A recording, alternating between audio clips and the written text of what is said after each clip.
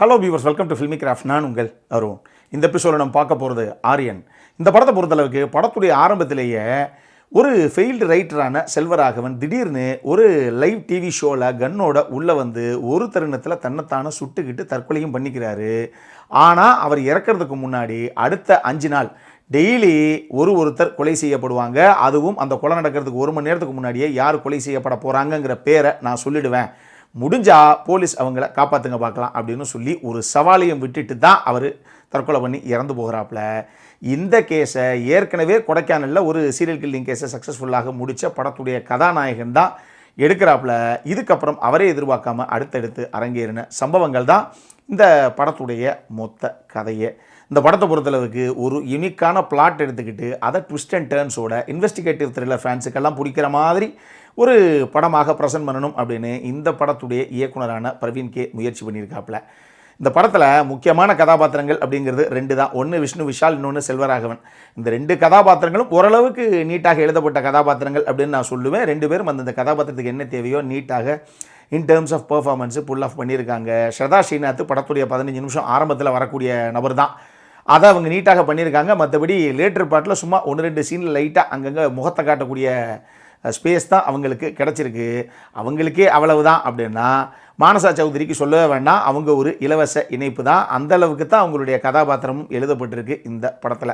இது போக சப்போர்ட்டிங் காஸ்ட்டில் அங்கங்கே உள்ளே வந்துட்டு போகிற எல்லாரும் என்ன கொடுக்கப்பட்டதோ அதை பண்ணியிருக்காங்க. இந்த படத்தை பொறுத்தளவுக்கு ஒரு லைவ் டிவி ஷோ, அதில் திடீர்னு உள்ளே வரக்கூடிய ஒரு சீரியல் கில்லரு, அவன் நான் அடுத்தடுத்து என்னென்ன க்ரைம்ஸை பண்ண போகிறேன்னு சொல்லி போலீஸுக்கு சவால் வர்ற ஒரு விஷயம் அப்படின்னு சொல்லி, ஏங்க சவால் வருதெல்லாம் இருக்கட்டும், ஆனால் இந்த ஆள் தான் இங்கேயே தற்கொலை பண்ணி செத்து போயிட்டானே, அதுக்கப்புறம் 5 நாள் வந்து நான் அதை டெய்லி ஒருத்தனை கொலை பண்ணுவேன் அப்படின்னா அது எப்படி சாத்தியம்? செத்த ஒரு சீரியல் கில்லர் எப்படி வந்து இந்த மாதிரி கொலைகளை பண்ண முடியும்? இல்லை யார் தான் இதை ஆர்கஸ்ட்ரேட் பண்ண போகிறா அப்படிங்கிற அந்த ஒரு கேள்வி இருக்குது இல்லையா? அது படத்துடைய கதாநாயகனுடைய மைண்டில் மட்டும் இல்லாமல் படம் பார்க்கக்கூடிய ஆடியன்ஸான நம்மளுடைய மைண்ட்லேயுமே எழக்கூடிய வகையில் ஒரு சில இடங்களில் பரபரப்பாகவே இவங்க திரைக்கதை அமைச்சிருக்காங்க இந்த படத்துக்கு.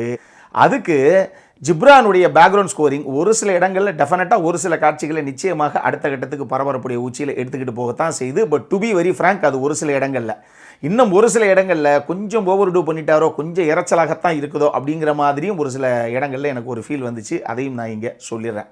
சரி, இந்த படத்தில் என்ன சார் பிரச்சனை அப்படின்னு கேட்டிங்கன்னா, எக்கச்சக்கமான பிரச்சனை இருக்குது. முதல்ல ஒரு யூனிக்கான பிளாட்டை எடுத்து அதை முடிஞ்ச அளவுக்கு பரபரப்பாக த்ரில்லர் ரசிகர்களுக்கு பிடிக்கிற மாதிரி இவங்க பண்ண ஸ்க்ரீன் ப்ளே பண்ண அந்த லெவல் இருக்குது இல்லையா, அதுக்கு கடைசியாக ஒரு நல்ல மெசேஜை கன்வே பண்ணணும் அப்படிங்கிறதுக்காக இவங்க வச்ச அந்த கிளைமேக்ஸ் இருக்குது பாருங்கள், அதுதான் மிகப்பெரிய சொதப்பல் அப்படின்னு நான் சொல்லுவேன்.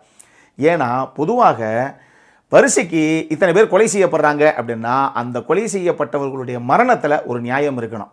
இந்த படத்தில் அப்படி எந்த ஒரு நியாயமே எனக்கு படலை. அதை நான் சொல்கிறத விட நிறைய ரிவீல் பண்ண முடியாது, ஸ்பாய்லர் ஆகி போயிடும். படத்தை நீங்கள் பார்த்து அதுக்கப்புறம் உங்களுக்கு என்ன தோணுதுங்கிறத நீங்களே அதுக்கப்புறம் சொல்லுங்கள். இதில் இது ஒரு இன்வெஸ்டிகேட்டிவ் த்ரில்லர் கதைக்களம், ஒரு நேர்கோட்டில் பரபரன்னு அடுத்தடுத்து போய்கிட்டே இருக்கணும். இந்த படத்தில் திரைக்கதையாக அந்த பரபரப்பு பல இடங்களில் இருக்குது, அதை நம்ம மறுக்கிறதுக்கு இல்லை. ஆனால் ஏன் சார் இப்படி ஒரு கதைக்குள்ளே முதல்ல ஹீரோ, அவருக்கு ஒரு ஒய்ஃபு, அவங்களுடைய லவ் லைஃபு, மேரேஜ் லைஃபு, இவங்க 2 பேத்துக்குள்ளே என்ன தான் கான்ஃப்ளிக்ட், அது எப்போ தான் கிரியேட் ஆச்சு, கடைசியாக எதுக்காக டிவோர்ஸுக்கு வந்து நிற்கிறாங்க, இதுக்கு மத்தியில் ஒரு ரொமான்டிக் சாங்கு, ஹீரோவுக்கு 2 மாதம் காட்டுற ஃபைட்டு, இதெல்லாம் எதுக்கு இந்த கதையில்? இப்போ நான் சொன்ன இந்த மொத்த சீக்வன்ஸையும் மொத்தமாக கட் பண்ணி தூக்கி வெளியே போடுங்களேன், எந்த ஒரு ஜம்பும் தெரியாது, எந்த ஒரு கண்டினியூட்டி இஷ்யூமே இந்த படத்தில் இருக்காது. அந்த அளவுக்கு தேவையே இல்லாமல் இவங்களாம் வாலண்டியராக வளைச்சி வச்சு எழுதி அதை சீன்ஸாக கன்வெர்ட் பண்ணி படத்தில் தூக்கி வச்சுருக்காங்க. இந்த படத்துடைய இந்த கோர் பிளாட்டுக்கும் இப்போ நான் சொன்ன எந்த சீனுக்கும் சம்மந்தமே கிடையாது.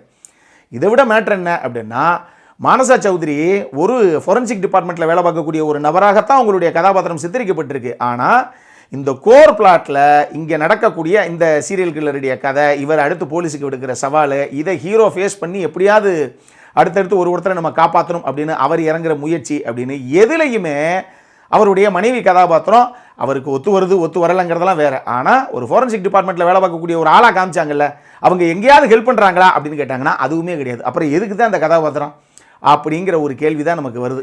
இதை தாண்டி இந்த படத்தில் எக்கச்சக்கமான லாஜிக் மிஸ்டேக்கு. இது ஒரு ஸ்மார்ட் ஃபோன் யுகம், எங்கே ஒருத்தர் கையில் பட்டன் ஃபோன் கூட இல்லை அப்படின்னா அது நீங்கள் என்ன பண்ணிட்டு போங்க. ஆனால் 4 பக்கம் கண்ணாடி சுவர் மாதிரி வச்சு காயின் போட்டு பேசக்கூடிய டெலிஃபோன் பூத்தை எங்கேயாவது யாராவது இப்போ பார்த்துருக்கீங்களா? இந்த எறால அப்படி ஒரு டெலிஃபோன் பூத்து எங்கேயாவது பார்த்துருக்கீங்களா? நான் எஸ்டிடி பிசிஓவை சொல்லலை, பூத்து கண்ணாடி போட்டு உள்ளே வச்சு பேசுவாங்கல்ல, காயின் போட்டு, அந்த பூத்தை யாராவது பார்த்துருக்கீங்களா? அப்படி இருக்குதோ இல்லையோ நம்ம கதைக்கு அது தேவை அப்படிங்கிறதுக்காக இவங்களா ஒரு சில காட்சிகளை அவங்களே சித்தரிச்சுக்கிட்டாங்க. அதெல்லாம் எங்கேயுமே ஒட்டவே கிடையாது. அது நம்புற மாதிரியும் கிடையாது அந்த காட்சி. அதே மாதிரி இப்போ அடுத்து அந்த சீரியல் கில்லர் ஒருத்தர் பேராக சொல்கிறாரு. அது யாராக இருக்கும் அப்படிங்கிறது ஹீரோக்கு தெரியலன்னா பரவாயில்ல, படம் பார்க்குற ஆடியன்ஸ் நமக்கே தெரியலன்னா அப்போ என்ன இருக்கும்? அப்படி ஒரு நபர் யாருன்னே தெரியாது, திடீர்னு ஒரு நபரை காட்டுறாங்க, அடுத்த 30 செகண்டில் அவர் இறந்து போகிறார். அந்த கொலை செய்யப்பட்ட நபர் யார், அவர் எந்த அளவுக்கு நல்லவர் கெட்டவருலாம் எல்லாம் தெரிஞ்சு அட்லீஸ்ட் ஒரு சின்ன ஒரு பேக் ஸ்டோரி ஏதாவது ஒன்று அந்த மொமெண்ட்லேயே காமிச்சு அப்போ தான் அவருடைய மரணம்ங்கிறது நமக்குள்ளே ஒரு இம்பேக்டை கிரியேட் பண்ணும், ஒரு எமோஷனல் கனெக்ட் கிடைக்கும். அப்படி எதுவுமே கிடையாது. என்னதான் இறந்து போனவங்கலாம் யார் எப்பேற்பட்டவங்க அப்படிங்கிறதுக்கு பின்னாடி ஒரு கனெக்டை கொடுக்குற மாதிரி ஒரு சீக்வன்ஸை இவங்களே வாலண்டியராக வச்சுருந்தா கூட அது பின்னாடி சார் ஒரு மரணத்தையும் ஒரு கொலையும் தாண்டி போகும்போது அந்த மொமெண்ட்டில் நமக்கு அந்த ஃபீல் இருந்ததுனா தானே அந்த சீன் எவ்வளோ சுவாரஸ்யமாக இருக்குங்கிறத நம்மளால் ஃபீல் பண்ண முடியும். அது மிஸ்ஸிங்கு. இது தாண்டி இந்த படத்தில் ஏங்க இப்போ இந்த கொலையுண்ட நபர்கள் இருக்காங்கல்ல, இவங்களுக்கும் அந்த சீரியல் கில்லருக்கும் ஏதோ ஒரு கனெக்ஷன் இருக்குது, எங்கேயோ சந்திச்சிருக்காங்க, பேசியிருக்காங்க அப்படிங்கிற மாதிரி ஒரு சில விஷயங்கள் பின்னாடி சித்தரிக்கப்பட்டிருந்தா கூட முதல்ல இந்த கொலையான நபர்கள் இருக்காங்கல்ல, இவங்களில் ஒருத்தருக்கு கூடவா, ஏன் சார் இந்த ஆள் ஏற்கனவே எனக்கு தெரியும், டிவி ஷோவில் இந்த ஆள் தான் துப்பாக்கி வச்சு சுடுக்கிட்டு செத்து போனான், என் பேரை அடுத்தடுத்து நான் பண்ணுவேன்னு சொன்னான் இல்லையா, அதில் என் பேரை ஒரு பேராக சொல்லியிருக்கான், அதனால் ஒரு வேளைக்கு நானாக இருக்கிறது கூட வாய்ப்பு இருக்குது சார்னு ஒருத்தங்கூடையா போலீஸுக்கோ இல்லை ஹீரோவுக்கோ திரும்பி இன்ஃபர்மேஷனை கொடுக்க மாட்டான். அப்படி எந்த கதாபாத்திரமே கொடுக்கல. இதுவும் ஒரு பிரச்சனை. இதெல்லாம் தாண்டி முதல்ல இந்த சீரியல் கில்லர் அவர் பண்ணுற கொலைகளுக்கெல்லாம் ஒரு காரணத்தை சொல்லி அதை நியாயப்படுத்தியிருக்காங்க இவங்க. அதாவது ஒரு கொலைகளை பண்ணி அதை நியாயப்படுத்தினா என்ன அர்த்தம்? அப்பா அவன் பண்ணது கரெக்டுன்னு அர்த்தம். ஆனால் கடைசியாக ஒரு சில இடங்களில் இல்லைங்க அவர் 1000 பண்ணாலும் அவர் பண்ணது ஒரு கிரைம், அது ஒரு தப்பு, அதை யாரும் ஃபாலோ பண்ணக்கூடாது அப்படின்னு சொல்லி இன்னொரு பக்கமும் இவங்களே வேறு மாதிரி மாற்றி சொல்லிக்கிறாங்க. இது என்ன லாஜிக்கு அப்படிங்கிறதும் நமக்கு புரிய மாட்டேங்குது. என்கிட்ட கேட்டால் அந்த பின்னாடி ஒரு நல்ல மெசேஜை சொல்கிறேன், அதனால ஒரு பெரிய விஷயத்தை நான் விடுறேன் அப்படின்லாம் பண்ணாமல் பிளைனாக ஒரு சீரியல் கில்லரு அவன் காரணமே இல்லாமல் கொலைகளை பண்ணுறாங்க அப்படிங்கிற மாதிரி இந்த கதையை எடுத்துகிட்டு போய் முடிச்சிருந்தா கூட இந்த கிளைமேக்ஸ் இன்னுமே பெட்டராக நமக்கு ஒர்க் அவுட் ஆகிருக்குமோ அப்படிங்கிற மாதிரி தான் எனக்கு ஒரு ஃபீலு. மொத்தமாக இந்த படம் எப்படி இருக்குது அப்படின்னு கேட்டிங்கன்னா ஒரு யூனிக்கான பிளாட்டு, ஒரு சில இடங்கள் டெஃபினட்டாக சுவாரஸ்யப்படுத்தியிருந்தாங்க இவங்க. ஆனால் ஓவராலாக பார்க்கும்போது வீக்கான ரேட்டிங்கு, சொதப்பலான ஒட்டாத கிளைமேக்ஸு அப்படிங்கிறனாலேயே ரொம்ப சுமாரான படமாக ஆகிப்போச்சு இந்த ஆரியன். அடல் கானடை பொறுத்தளவுக்கு இதில் அந்த அளவுக்கு பெருசாக எதுவும் கிடையாது. இது UA 13+ படம் தான், அதை மைண்டில் வச்சுக்கோங்க. இந்த படம் இப்போ தியேட்டர்ஸில் வெளியாகிருக்கு. அப்புறம் என்ன, இதே மாதிரி இன்னொரு வீடியோவோட அடுத்த முறை உங்களை சந்திக்கிற வரைக்கும் இட்ஸ் அருண் சைனிங் ஆஃப்.